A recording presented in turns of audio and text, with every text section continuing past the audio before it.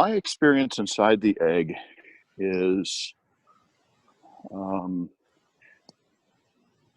it's definitely different every time, which tells me that it has it has Gail's consciousness, but it has its own consciousness, and it is able to read the consciousness that's coming into it.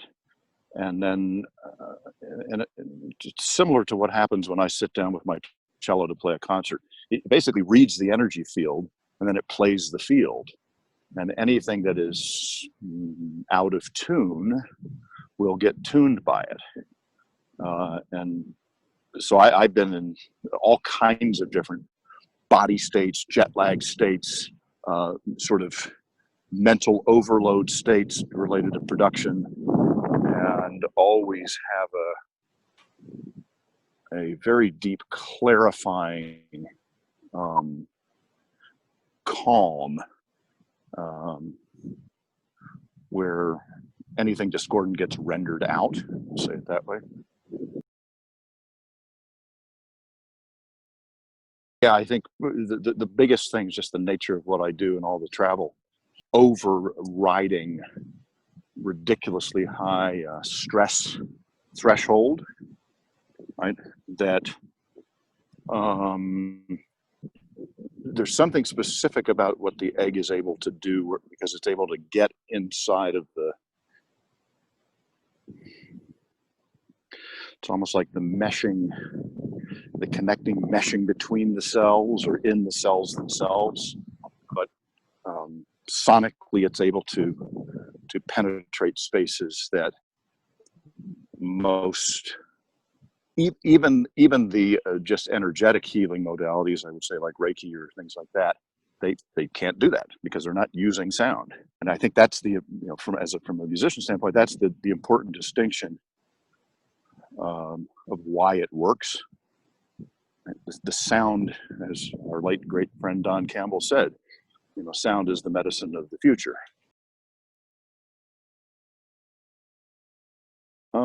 I always feel younger. I always have even from the very first session, I look younger. You can physically see the effects that it's had. That's quite telling to me. I always feel calmer. I always feel more energized, but it's a deep calm energy state, rather than an outer world sort of a frenetic adrenaline pump, sort of a hyper energy state. And I would say I always feel just more connected to who I am and to myself. I don't feel fragmented.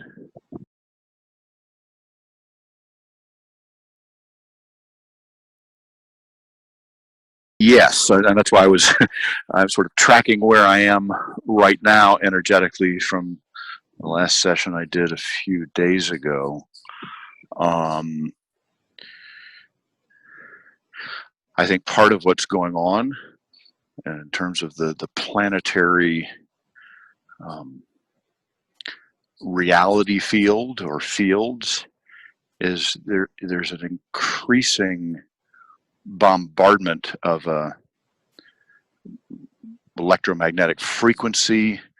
It's almost like a spasm going on the planet right now, and people are oblivious to it because you can't see it. And where I sense it the most is in the airports, because that's when the fields are most active in their bombardment, because of all the Wi-Fi signals going back and forth in that confined space. I noticed I seem to have, after the last session on Thursday, it's like I stepped back into the bombardment field, just the outer world bombardment field, and that seems to be, well, it doesn't seem to be, it is intensifying. And so what's really interesting is to watch how the egg is. It's like the trouble with tribbles, but in a good way. It's just morphing. It's multiplying, and there's a new one opening up in Arizona, and there's a new one and it's blowing Gail's mind. And I've been watching the phenomenon. Like, I mean, I remember when she was describing how she was going to design it.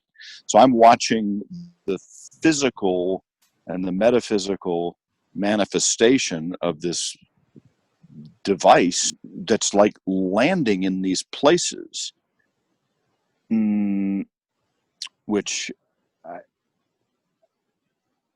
it's not even that it's an antidote to what's going on in the world, but they're like refuge nodes, right? That then, I hadn't had this thought till this moment, become,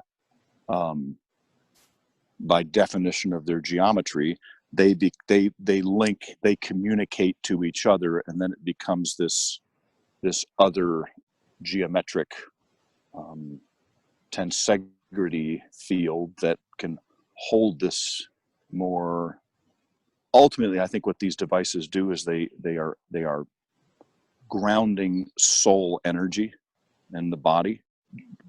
If I had to say one thing about what my experience is with it,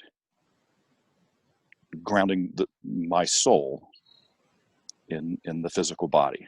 And then how long that lasts is, well, it's T.S. Eliot's great line, "You are the music while the music lasts." It lasts to the degree that each one of us can hold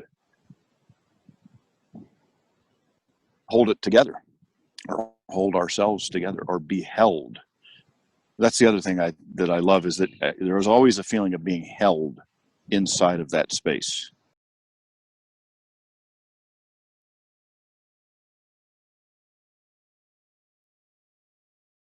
I think the very fact that people are asking, can we bring one to my city? And that's happening at a rate that, I don't know how Gail's keeping up with it, but it's like there's a butterfly effect occurring, which tells me that that's what Buckminster Fuller's line of, identify a need in the world that isn't being filled and fill it with your gift. This is Gail's. This is like her incarnational DNA gift. I got to watch her. I mean, I remember the first time she told me about it, and she was like describing how it was going to be constructed, and so I watched it get born, which was, that's rare when you get to see that process.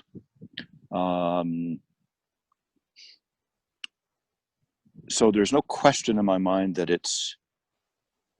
there's a huge need for it in the world, right? That it is right for these times. Like it holds the Gaia field, right? And it's a place for birthing. One can go into it and birth new ideas, new faculties, new. I'm sure it creates new neural pathways, new nervous system attenuation, new heart capacities, and that it's new because it's in its infancy. So it's learning also, and it's learning from everybody that's coming into it. It's reading the field. It's being read, so it's the perfect model of the Gaia field, because the Gaia field is also birthing and birthing us, and it requires our engagement, and it requires our consciousnesses engagement in order to blossom most fully and beautifully in the love light potential. and it's going to do it anyway. I think that's the realization that it seems like that's always coming through also in every one of the sessions I've had of like, okay, where are we now in this Gaia field evolutionary process? How am I doing? How can I better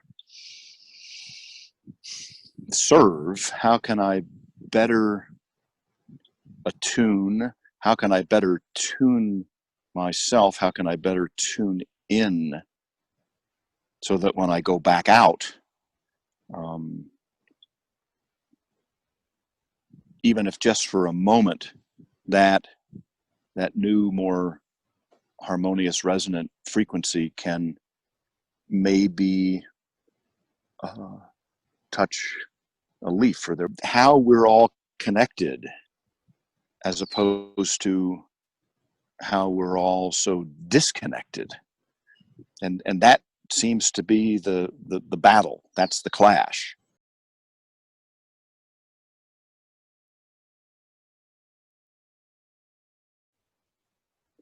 As a musician, I hold it as an esoteric modality in my toolkit, right? That it's just, I know I have that available, that it's an important part of my biofield tuning, that is, where I don't have to be the one doing it, right? Done a pretty good job of staying out of musician's critic mind, which is nearly impossible, because I have an architect friend, and we go into a building and he deconstructs it. That's just what he does. And so I've kept a pretty good emptiness about not listening to the music per se, but listening to what my system is feeling. So it's odd, and then I'm not having a musical experience when I'm in it. I'm having some I just call it a biofield experience. It's the way I guess conceptually hold it. And I have no doubt that it is making me a better musician, because one of my favorite quotes is from Pablo Casals. He says, "I am a man first, a musician second. My first responsibility as a man is to serve humanity through my music." He loops the whole thing, and it's certainly making me a fuller human being. And I think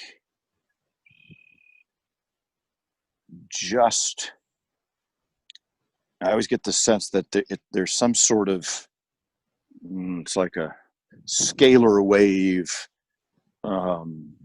energy field arm it's just looking for anything that's off in the system, and that would explain why there's a sense of peacefulness and a lighter. There's just the wear and tear of the years. It just falls away.